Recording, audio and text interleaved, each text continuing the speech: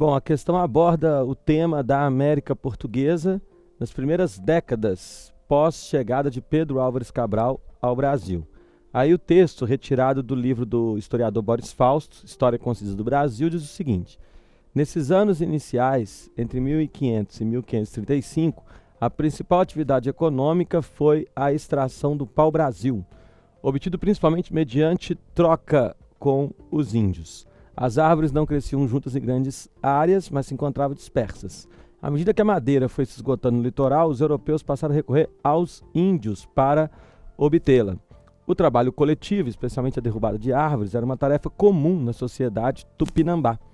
Assim, o corte do pau-brasil podia integrar-se com relativa facilidade aos padrões tradicionais da vida indígena. Os índios forneciam a madeira e, em menor escala, farinha de mandioca, trocadas por peças de tecidos, facas, canivetes e quinquilharias. Ou seja, esse comércio era altamente lucrativo para os portugueses, porque lá na Europa o pau-brasil era vendido por um preço alto.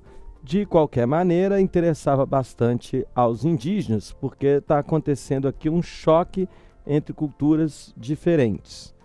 Eu estou dizendo culturas diferentes e não superiores e não inferiores.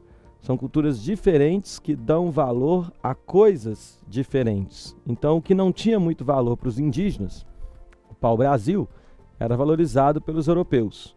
E o que não tinha muito valor pelos europeus, os tecidos, as facas, os canivetes, era valorizado pelos indígenas, porque são culturas, são civilizações diferentes.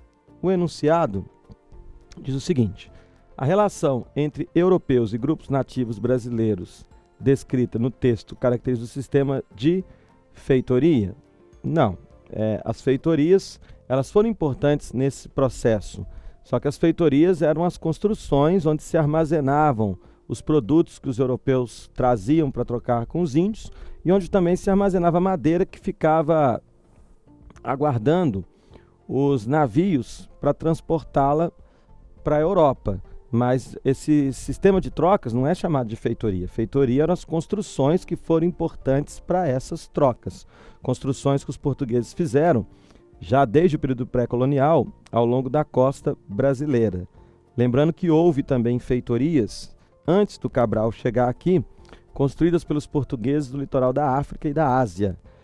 Sistema de estanco também não. O estanco é um monopólio sobre o comércio do pau-brasil, que foi concedido primeiramente ao Fernando de Noronha.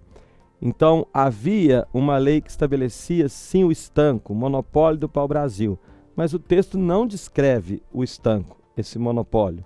O texto descreve a maneira de se adquirir o pau-brasil por meio de trocas com os indígenas. Sesmaria? Também não. Então, a letra D está errada, porque a sesmaria eram as terras que a coroa portuguesa ou os capitães donatários doavam para portugueses que quisessem estabelecer residência no Brasil. Então, nada a ver com sesmaria. Oligopólio, também falso. Não havia esse sistema de oligopólio. Havia até um monopólio, sim, que é o estanco.